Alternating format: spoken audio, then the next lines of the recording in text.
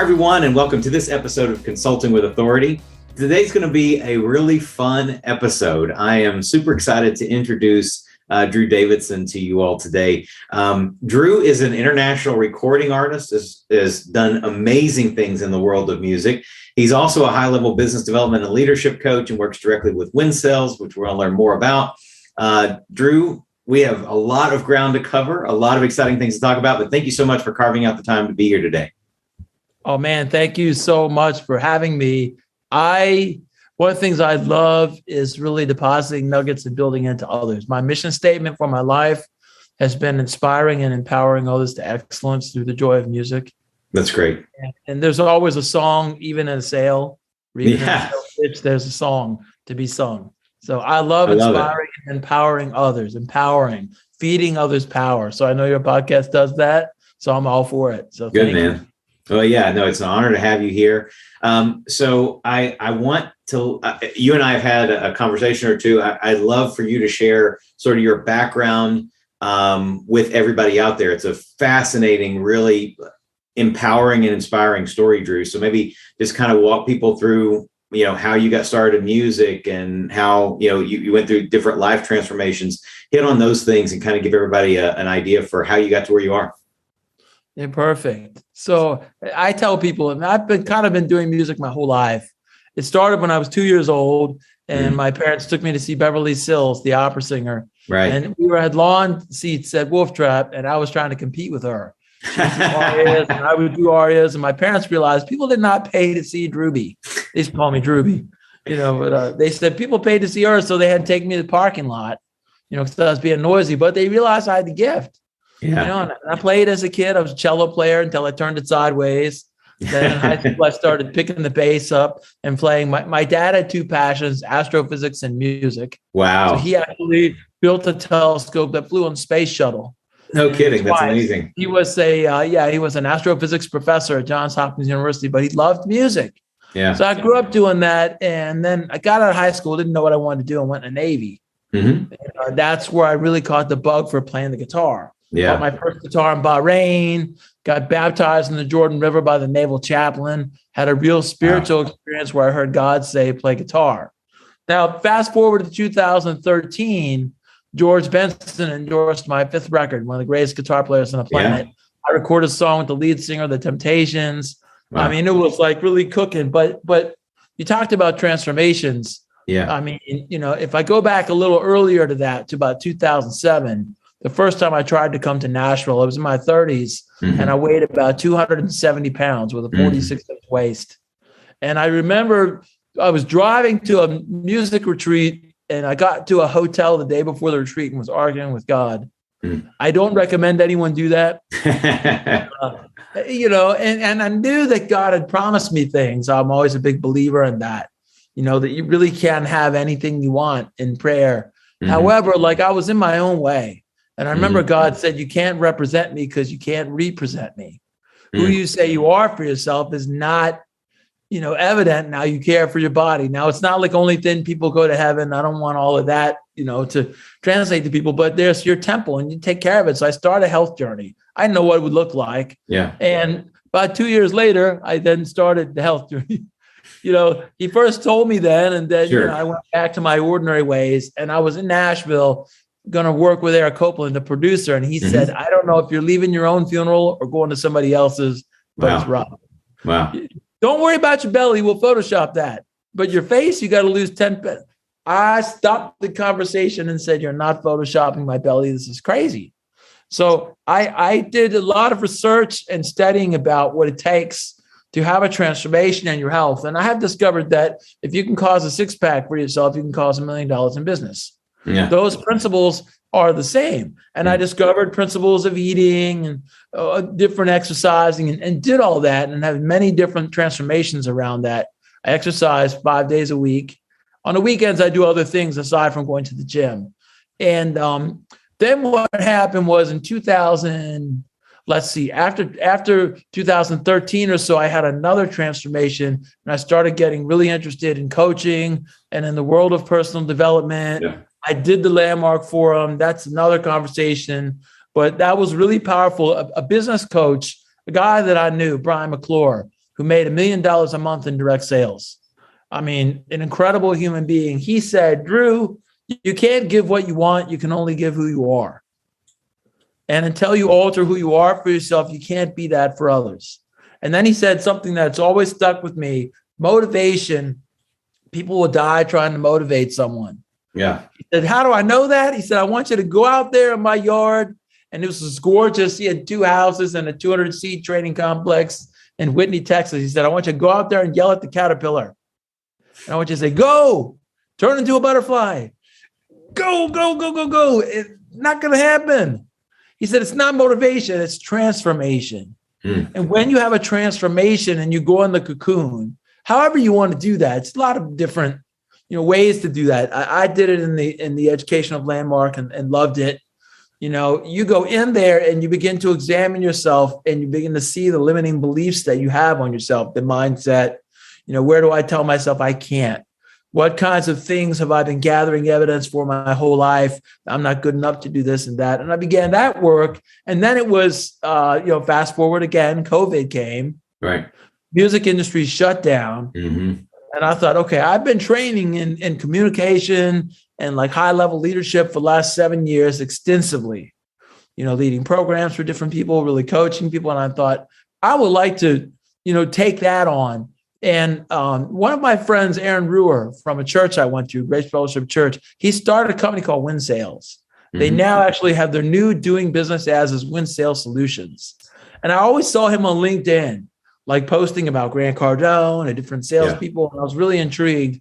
So I called him one day just to catch up and share with him things. And I heard a need that he needed some expansion in his company. At the time, I'm living in like Chattanooga area, Atlanta area. And I said, hey, I think I could be your guy to do that. I love what you want to do for businesses. I love helping people. Why not? So the next day I had an hour Zoom interview. And then the next day I had an offer letter. He was like, as soon as you're done where you are, I was finishing up a leadership project. I want you to come to Win Sales.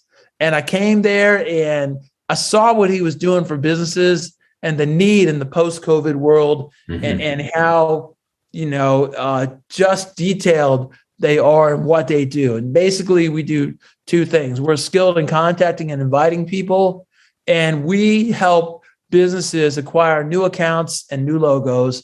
But we don't just do like your standard lead generation where we go, okay, here you go, take your shot. No, we actually find the client that you want. We do all the work to discover the dominant buying modes and all of that, and then hand that client off to you so that you're guaranteed to have a win. Yeah. I mean, unless you mess something up really bad, you got all the ammunition that you need. And then nowadays, people appreciate that in a post-COVID world where you're not bumping up against each other. Yeah. Where, people are trying to, send emails and do all this. And we do all of that too. We got high-level technology at our company to reach people, but we also have the human connection. And we train every day on talking to and being with people. Because in the end, it's people doing business together. It's how I did my first record was Eric Copeland and I met. It's how it's people sharing and being together. It's how business gets done. Right. So I love it. It's what I do. I love empowering people to be great. I'm the guy that says it's possible. When people say it can't be done, I go, I don't know. They said you couldn't run a mile in 4 minutes. Right. Now, if you don't even get under 4 minutes, you're not going to go to college or be at the collegiate level. Yeah. But at one time, it was impossible. Yeah. People said, we're not putting a man on the moon. And Kennedy said, watch us. And he announced it on national TV. And we had to literally invent metals and things in order to make the rocket to have that happen. So I'm that guy. That's fantastic. I love it. I love it. And I just wish you could be a little bit more passionate and energetic, Drew. That's I love it. One of the homework assignments in a leadership course I'm leading right now is to be 10 times more excited in life, to like discover enthusiasm newly. So, in order for me to coach people in that, I have to be that which I'm coaching. I love it. No, I'll turn it up a little bit. Yeah. It's infectious. It truly is. And the other thing too is the thing that came through in our first conversation and is clear here too, which is not surprising based on your story and who you are, but it's the word that keeps ringing in my head is authenticity. There is no obviously there's no substitute for authenticity. And once you find who you are, right? This quote you wrote, or the quote you cited from one of your mentors, you can't give what you want, you can only give who you are. That's about being authentic. It's about being true to yourself and being true to your clients and the people that you serve. And that came through to me incredibly clearly on our last conversation, and certainly here. Wow.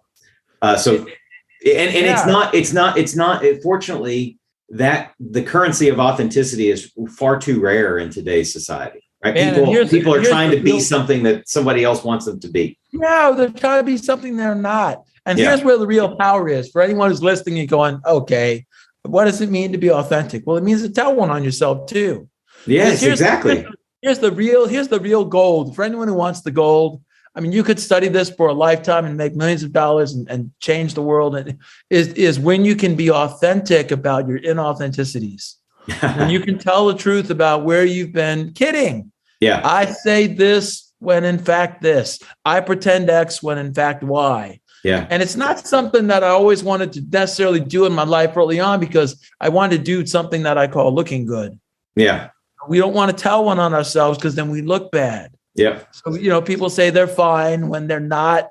Right. But when you can do it without any heaviness, and you can just be authentic about your inauthenticity, so my latest example, I love transformations. About 6 months ago, I discovered an inauthenticity I had. I say that I want to date. I say that I want to be in a great relationship, yet I'm unwilling to do the work to have that. I'm more interested in being right about being single and proving that I can't. We do it in business too. Yeah, that's right. Well, as I was sharing with you earlier, this past Saturday, I got married. Which is awesome. I mean, now for you business people, this came out of one single cold call. I was literally calling someone to welcome them to their seminar. Yeah. I asked them, what do you want to get out of your next training you're doing? She said, I want to be with my best friend for the rest of my life. She says, what do you want to get out of this deal? Because I was going to be leading one. Mm-hmm. And I said, well, I'm not leading yours, but here's what I'd see for myself. I've been pretending that I'm okay with being single when in fact I'm not, and I'm scared to go online, and I'm just being vulnerable. Yeah, and that's right. Goes, well, online is a pretty scary deal. How about I save you the trouble and I'll be your first date and you can practice on me? There was no practicing, Scott. 7 weeks after that conversation, I asked her to marry me. Yeah. And it's been a magical life. So thank you for what you said. I think there's power in being authentic in business too. When you call someone, 100%. This is a sales call. Yeah. You weren't expecting that. I got it. You might want to hang up on me, and I'm okay with that. Because business gets done that way. So correct. And first of all, I think the story is fantastic, and congratulations. Thank you. But it goes straight to this point about one of the most powerful ways that we can be authentic. And again, we're talking about things at a personal level. The folks who are watching or listening to this, say, well, how does this apply to business? It's exactly what you just said, Drew, which is authenticity is authenticity, whether it's personal or professional. You being authentic, it's not like you put on a personal hat and then you put on a professional hat. Oh, right? Look. Now it doesn't mean I'm going to act like I'm around a board. It doesn't mean I'm going to be around a boardroom when I'm hanging out with family, and it doesn't mean I'm going to treat executive prospects like I treat my nephews. That's not what we're talking about. What we're talking about is being true to yourself and being comfortable in that space. And this point about vulnerability, I think, is especially important in business. Far too often, people try to put on that facade or put on that image and win. And what they're doing, even when they win business that way, which they do on occasion, they win short-term business. They win one-time clients, right? Because the client's probably not going to stay with them because they're not going to be able to fulfill what image they produce. But the other piece is it's stressful when you wear the facade and you have to put on an image. And when you say what people are been wanting to say but are afraid to, and you acknowledge that, people appreciate that. Exactly. You've heard this before too. How you do one thing is how you do everything. You can't tell me that the way in which you operate in your personal life, or the things you do, or the lacks of integrity you have, or the procrastinating, I only do that there. But see, my business, I do. No.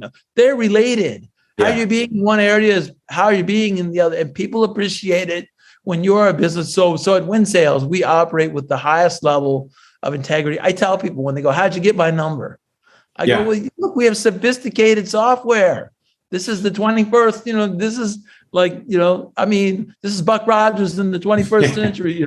That's how I got your cell phone number, and I could call you the day before Thanksgiving. And talk to you about, cybersecurity or this, but people appreciate that. Oh yeah, that's how I got my number. Of course. Yeah. Right. No, that integrity and that vulnerability are incredibly powerful currencies of the day because they are so rare. And they're powerful anyway, but they're especially powerful now because they are so rare. And people are fearful of exercising them. People are fearful of being authentic or being vulnerable. With the reality is that is where your power is. And so I would just echo what you're saying to everybody out there. I've done all of it. I've been the guy that puts on the facade and tries to look different than who I am and try to be who I think the market wants me to be. And I was incredibly stressed out. That was a struggle for me.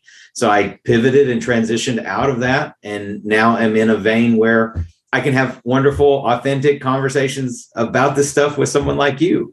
So let's talk about win sales for a second, because you've hit on a couple of things that are really, really important.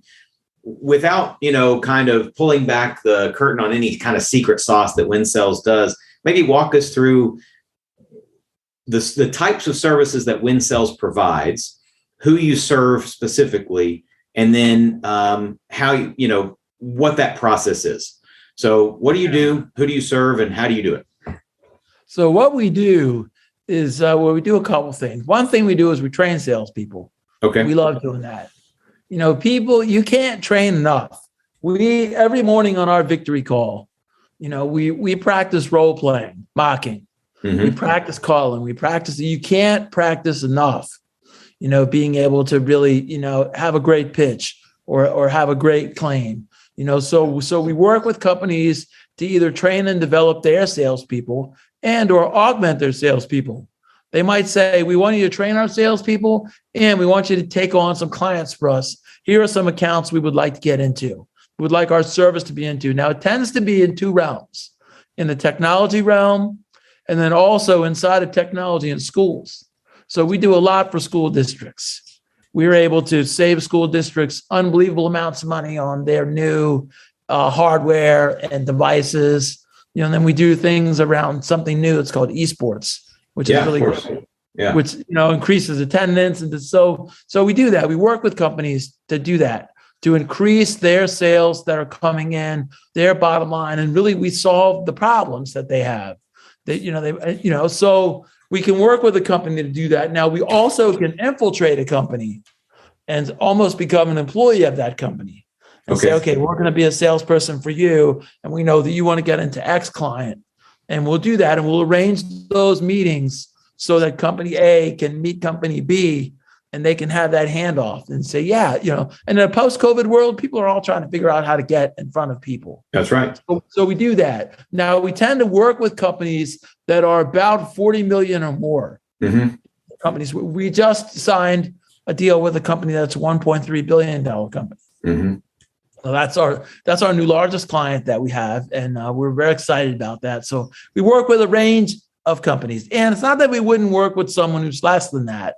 Yeah. We could. We'd have to look to see financially would it work for them. Right. What's your average ticket size that you're bringing in? What can we bring and add to what you're doing? And I like to say that we're the ninjas when it comes to inviting and contacting people and infiltrating companies and discovering what it is that this company is actually dealing with, because sometimes they don't even know. Right. Or you might think, okay, I want to get in this company. We want to be the solution. Mm-hmm. And bring the two people together and create a marriage that's incredible. So we do a lot of reaching out to vendors, and we do a lot of dealing with the people who are the decision makers for vendor partners around technology, whether that be cybersecurity, whether that be data, cloud, whether that be devices. Now, we also operate in the world of managed services. So we represent clients. So there may be a company that says, well, we need a tech guy. Or we've got four part-time positions, but we don't have 4 part-time people. Well, we can find a tech guy who could fill those 4 part-time positions as one guy and come in there and work with a company, who needs personnel. And maybe they don't want to have a recruiter. Nothing against recruiters, but they can be expensive. maybe they don't want to, pay all the money for a recruiter to find them a guy, but they need a guy to be on a project for a year or 6 months. Well, we represent companies that deal in managed services, and we can make that connection. Gotcha. So what we do is we always will sit down with a client for, about 30 minutes and then see if we're a fit for them. Mm-hmm. And Aaron, our CEO, or Adam will come on and we'll actually go through what we do and then listen for what's the need you have. Now, let's see if we could solve that need for you. What would that be worth to your company? And then devise a plan. They're all customized. It isn't like McDonald's where you click. Right. This, Yeah. We can tailor it for anyone. They might say, you know what, we really want some sales training, or we want you to come in and run a victory call for our company and have our salespeople, motivated. Now, I know I talked about motivation earlier, and we do it in a way that's not like just make you feel good, pick you up. Yeah. It's actual real down to earth training. So people, we actually record ourselves with our pitches and listen to it and go back and execute every word. It's back to my playing music. Yeah. When I'm recording those guitar solos, I evaluate every note and think about what's necessary. So we're highly trained in that. We love doing it. We love working with companies, and we love having partnerships with companies. And we say we create lifelong, lasting partnerships. So it isn't like we're here today, gone tomorrow. Right. We want to know how we can serve you now and into the future. So does that answer some of what you're? That's fantastic. No, I love it. I can absolutely imagine that a lot of the folks who are listening or watching this probably have clients in that target space. And so, for those of you who are watching or listening to this, if you have clients that you would like to be able to bring a business development solution to, consider a conversation with Drew and Win Sales as a potential partner for you to bring into your clients. Could be absolutely at least worth the conversation. And they can find me on LinkedIn. Sure. It's great. You can just find me on LinkedIn, or they could also email me at drewd@winsales.io. Very good. drewd@winsales.io. So we're a big believer. We're the G Suite people.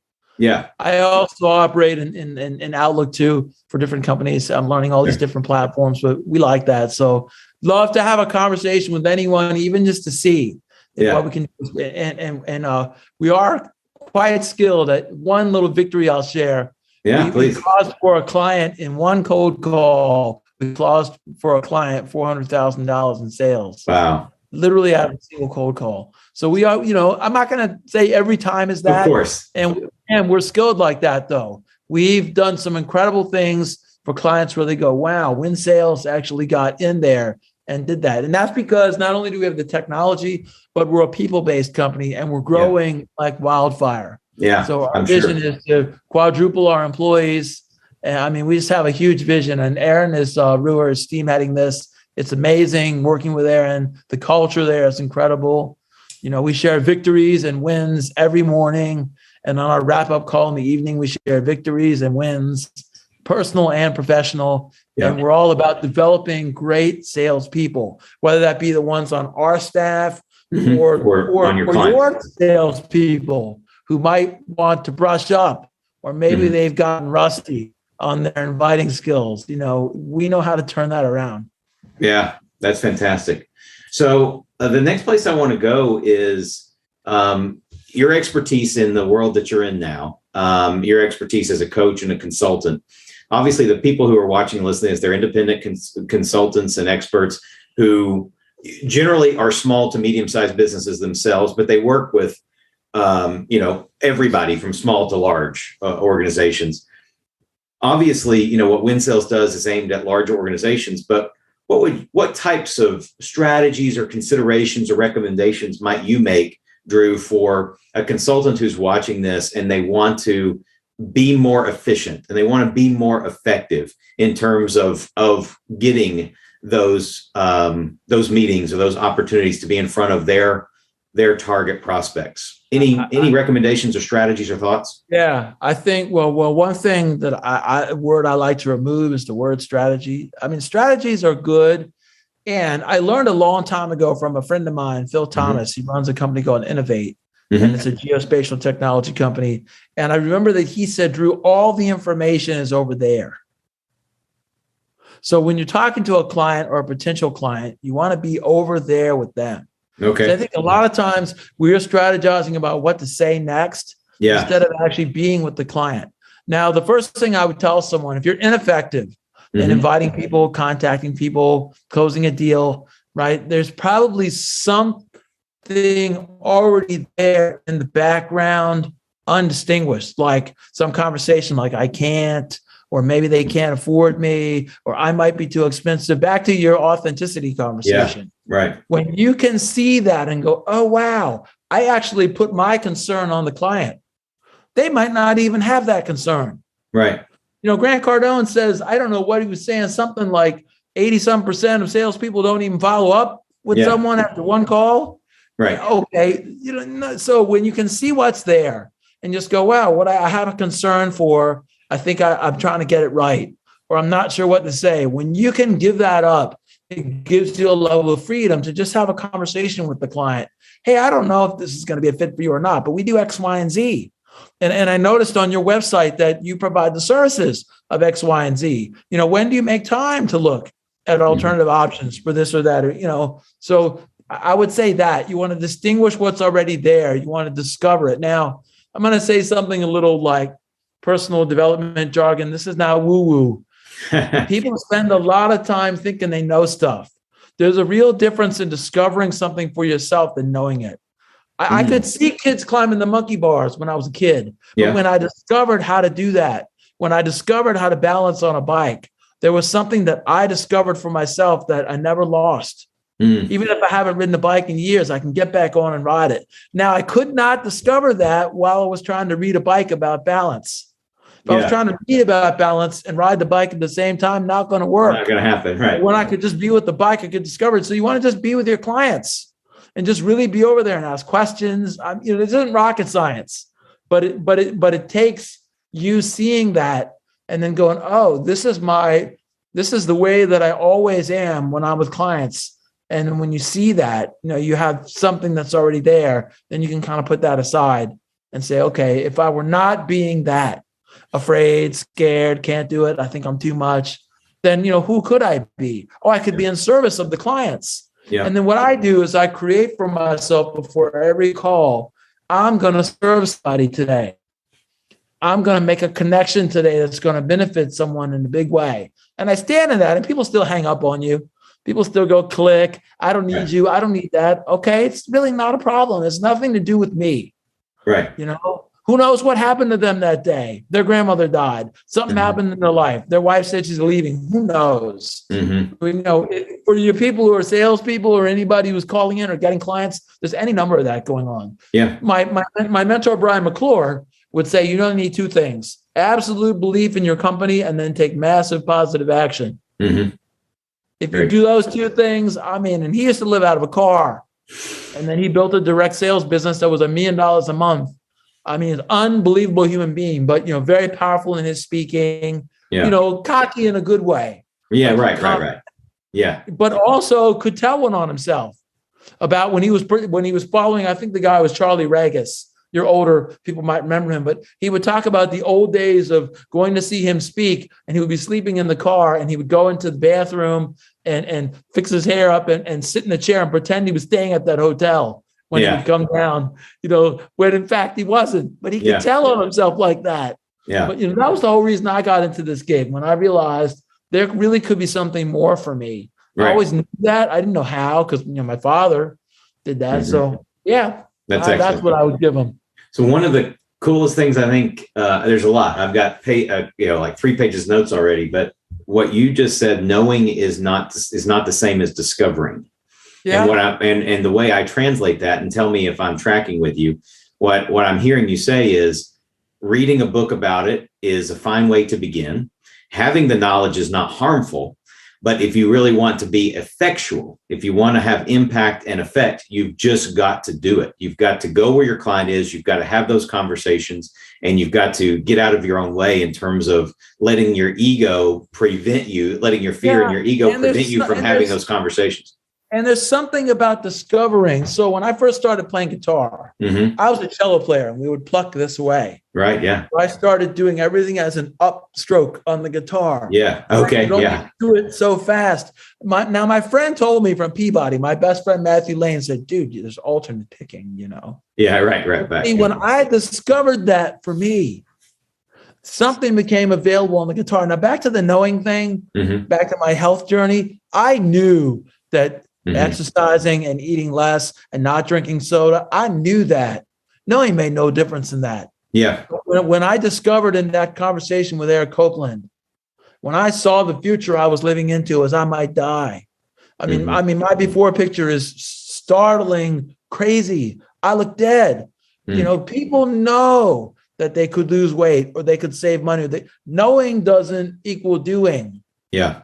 Right. People know when they say that thing to their wife, this happens. Yep. And they say it again. Yep. So, discovering what that is. And for each person, it's their own journey to do that. I can't tell you how to do that because that would be me trying to figure it out. One thing I like to do is I want to figure the answer out. So I'm always trying to figure it out. But then you have the aha moment with a client where you discover and you want to not get too formulaic, even though you're creating your pitch. When it gets to be formula, then people feel like you're reading a pitch to them. Okay. Sounds like you're reading a pitch. So you want to discover in the moment, wow, what there might be to say is, good morning. Hi, this is Drew Davidsen. We've never met before.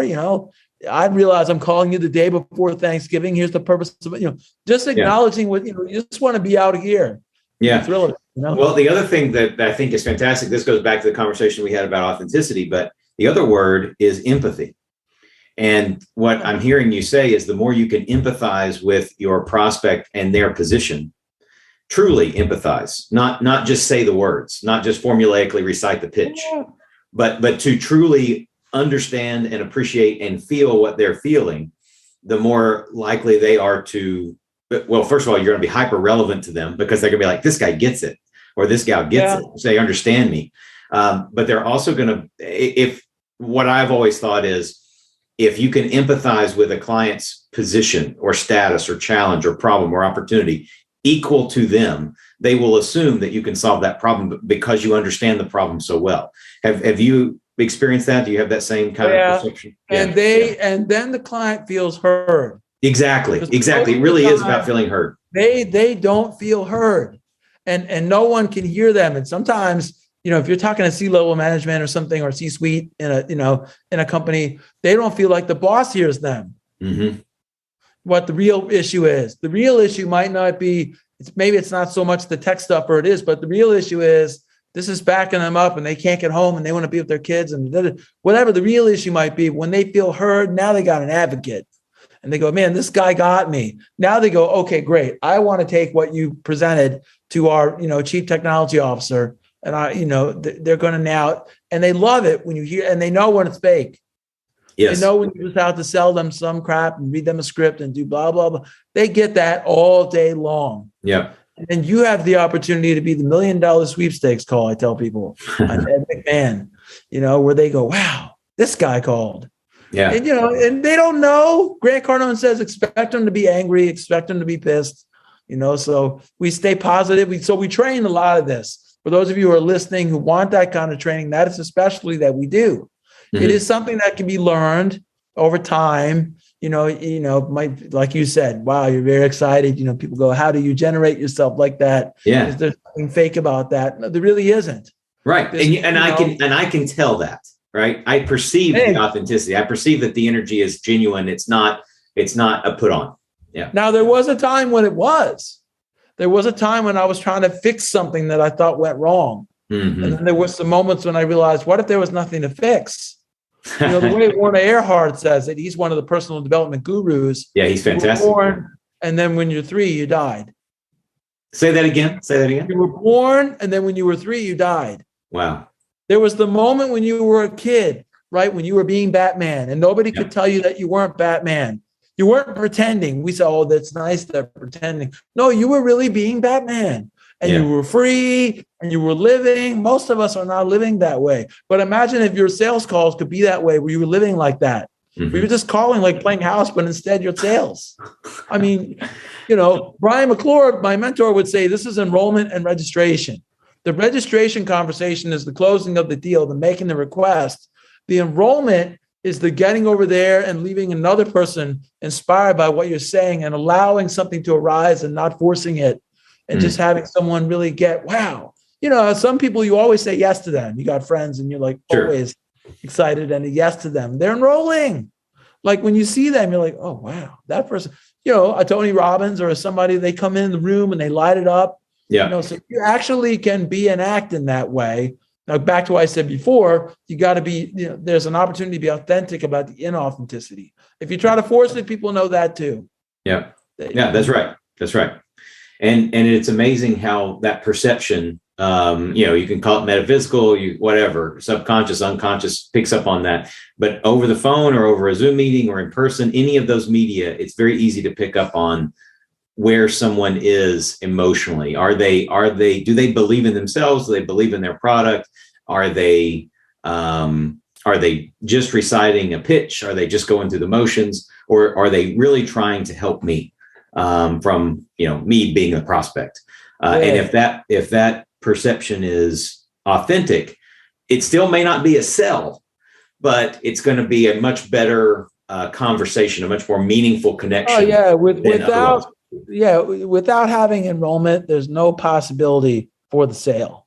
Yeah. It doesn't guarantee the sale, but when people try to go right to the sale, we call it, agreeing, or we say, let's get some background together, let's get related, and that doesn't have to take forever. No, right. But what people know when you're trying to force that too. Yeah. So how's the wife and kids, or or whatever we say. I mean, the cliche rapport building stuff. People know when it's genuine. When you call up and say, "Hey, Joe, how you doing? What's been happening in your life? Where's business these?" In the post-COVID world, everybody's looking for the magic juice on how to connect, and so we love doing that at Win Sales. I mean, and I love it. I mean, when you have a great conversation with someone and you serve them, and their business grows. Or you've made a difference coaching someone, I go to sleep like, wow, I made a real difference with that. It's kind of cool. Yeah. It's, yeah. One more sort of tactical question I want to ask, and I'm fascinated to hear your answer to this. One of the questions that I get from consultants sometimes who are wanting to engage in an outreach process, or even a cold calling campaign, or a multimedia campaign that may have cold calling element or email element, different ways of connecting with prospects. They ask me all the time, what standard should I set for myself? In other words, how many calls should I make a day? Should I have a standard at all? What is your perception or your all's philosophy at Win Sales in terms, or what would Drew tell, an independent consultant or professional about? Should you set standards for yourself? What should you carve out time every day? What does that look like? You talked about the discipline of different areas of our life, affect business and vice versa. How you do one thing, how you do everything. What is your perception about setting a standard or carving out time, or how people should think about that aspect of their business development? It's a must. Okay. And here's, so we know, I mean, we have, I guess we could call it quotas for lack of another word, at sales, where we know that if we make so many dials, right, if we make 200 dials or 300 dials, then we know we're going to talk to so many decision makers. Because you can't, what gets measured gets produced. Yes, right. Nothing gets produced if it doesn't get measured. Right. So at some point, you've got to measure the calls you're making. Now, there's two things you'd be measuring, and only two: the quantity of the calls and the quality. How many did I make, and what was the quality? Now, you would measure how many people answered, right? Yeah. I mean, if you call 200 and no one answers, I think the national average is like 2%. I mean, our average, by the way, is like 14% of people picking up. We crushed the national average in that. Now, I also believe this because of my other trainings and things I've done. I think that it's very important to have a possibility for why all this is there, because it can get rote and the calls can just start to be the calls. Yep, that's right. I don't put anything in my calendar that doesn't have some creation next to it. So, like, my morning workout doesn't just say workout. It's created. I'm going to live to 100 years old. I'm going to have a rock hard body. I'm going to be around. I'm going to make the difference. There's, I always create things like that. And that's what has it, that context, because context is decisive. So I think you need that. I think you need to know now, Tony Robbins says, raise your standards, which I like. I think you need to know for yourself, there's power in the spoken word too. We say this a lot at Win Sales and in my other, leadership avenues where I am, we talk about what's your word in the matter. In the matter of what? Well, in the matter of what you say you're going to do without any real word there. Now people say, well, I'm committed to this. Okay. I mean, I was committed yesterday to getting up at a certain time, and then I was still on honeymoon and was like, man, okay. But it's different when you really have it like a no kidding. If I don't do this, I'll lose a finger. Mm-hmm. I am going to call 300 people a day. Dan Pena, some people probably follow him. He's a little bit of a foul mouth. But he says, talk to 10,000 decision makers cold call 2,000 decision makers and have a conversation with them. And that's $10 million. Wow. He's done the math. So when you have that standard, you can then do the math. If I call as many people, and it really is that. And this is a numbers game for people who are in this. You want to keep present the difference you're making, but it is a long-term game. Sometimes you might be several conversations to have a client. There might be 30 times you touch them. Several emails, I have a client I'm working now that wanted a second meeting, and then they went dark, and then Thanksgiving came, and so I'm now writing another email. Right. Let's get back to the so I think standards are important. Otherwise, one day you'll call 10, one day you'll call 100, then you'll wonder, well, how come this is not happening? In the music business, what I did was I would look out and say, when do I want my album done, and work backwards. Sure. And I was 2 weeks between everything. And there's 100 things that happen in the making of an album, aside from just the writing the songs and the playing it, and the photos and the producers and the mixing and the taking time to listen and the editing and the this and that and the mastering and and on and on. What I just heard you say, I think is really profound. You talked about, you don't just think about it as working out, as an example. You attach that to the vision and the dream and the ultimate goal. So that keeps you, to use the word, it keeps you focused on where your focus should be. It's not focused on the process, it's focused on the result of the process.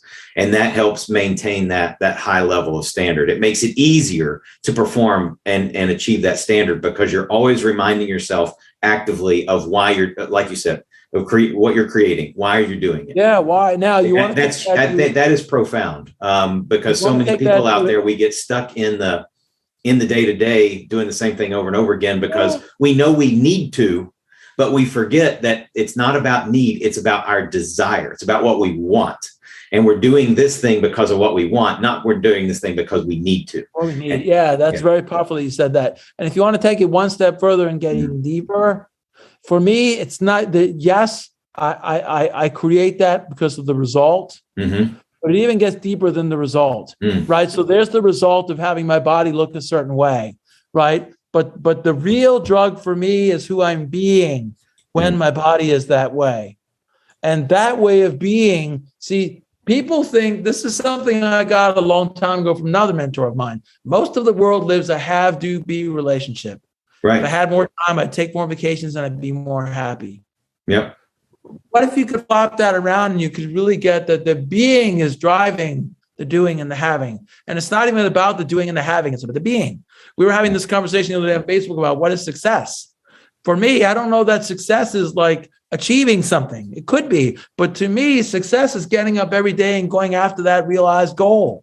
Like Jim Rohn used to say, how many men actually have the next 20 years written down on a paper in their wallet where they could pull it out, where you could see it, where you could say, okay, that, how many people write down what they're going to do, back to the Earl Nightingales and all of that. So I think it's I like what you said too. You don't need to. No one needs to do this. And I say that people deserve the opportunity to have a great life and create something if you want. If not, it's not a problem. But back to the authenticity conversation, some people say they want to do this in business when in fact they really don't want to do the work to have that. Right. Well, that's a person that's now got to deal with their integrity. Yeah. Why? How come you're saying this when in fact you're doing this? Right. It would, you should just quit. I mean, it's not a problem. Right. It's about being true to yourself, regardless of who that person is. Otherwise, right? every day will be agony. Exactly. Every day will be stress. You'll be like, oh my gosh, I got to do this again today. And I've been there before too, where I was doing a thing I didn't love, where I settled for less than what I thought because it's all I could see, and then as I began to, study more personal development things, I realized, wow, you really can have what you want in your life. You really can create for you. It really is possible. You just maybe want to see a different perspective or look out on a different lens, or there's something I can't see and I can't see at a blind spot. Yeah. And I deal with a lot of that in the coaching I do, is uncovering those blind spots for people. Yeah. No question.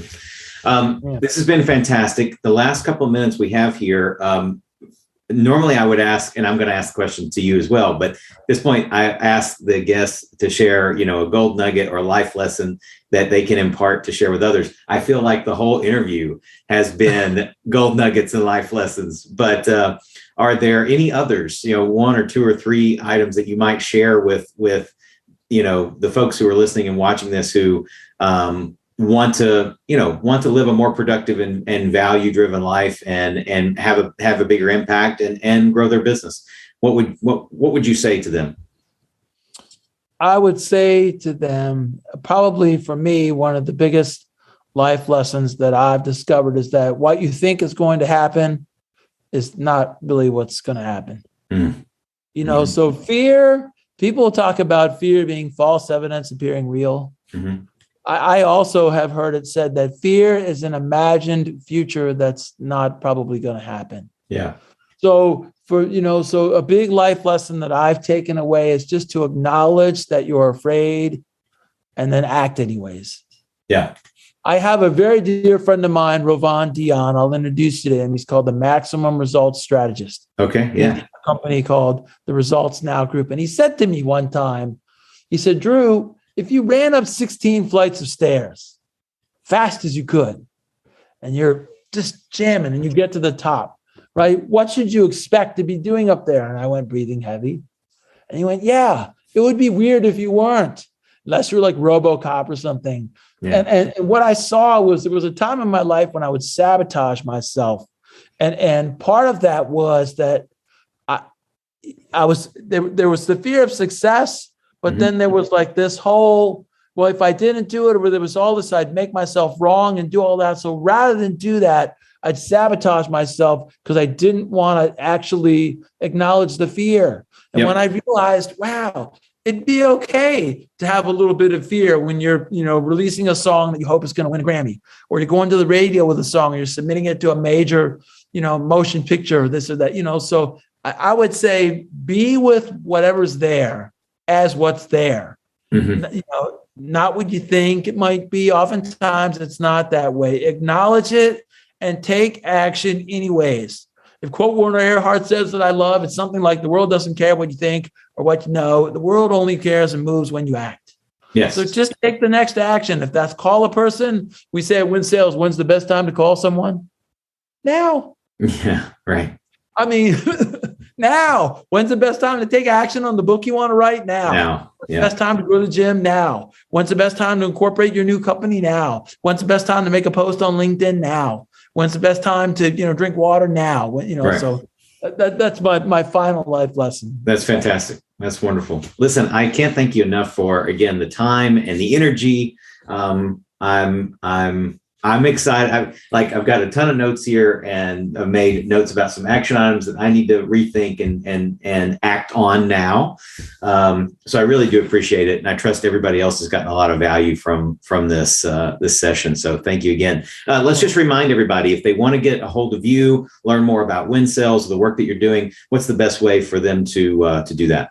So best way, they can of course send me an email at drewd@winsales.io. Good. And they can find me on LinkedIn.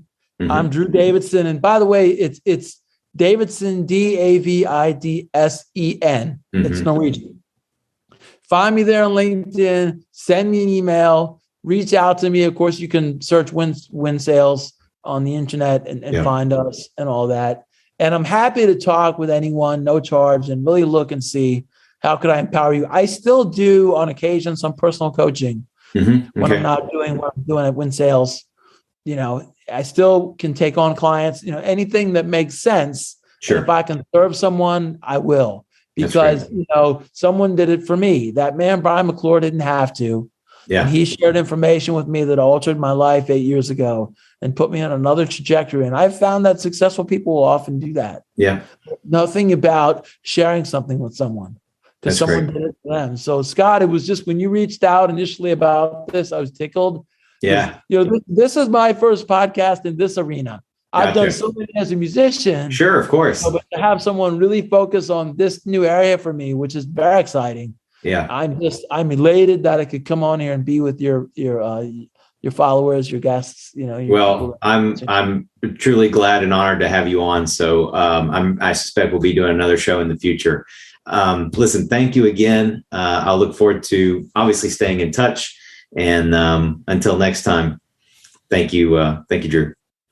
Yeah, you're welcome. For Consulting with Authority, everybody, this is Scott Cantrell, as always, wishing you the best of success. Thank you for listening. I hope you got a ton of value out of this episode. And before we go, I want to thank the sponsor of our show, Smart Solutions Media. Smart Solutions Media empowers business owners, consultants, and other independent professionals to easily attract better prospects and transform them into long-term clients. If you're a B2B consultant or service professional and would like to start filling your pipeline with better quality prospects, visit us on the web at smartsolutionsmedia.com to learn more about what we can do to help you. Be sure to complete the short 2-minute accelerated growth scorecard you can find on the website, and you'll receive a complimentary strategy session where we'll give you specific insights and recommendations to help you attract high-value clients. Until next time, make sure you are consulting with authority.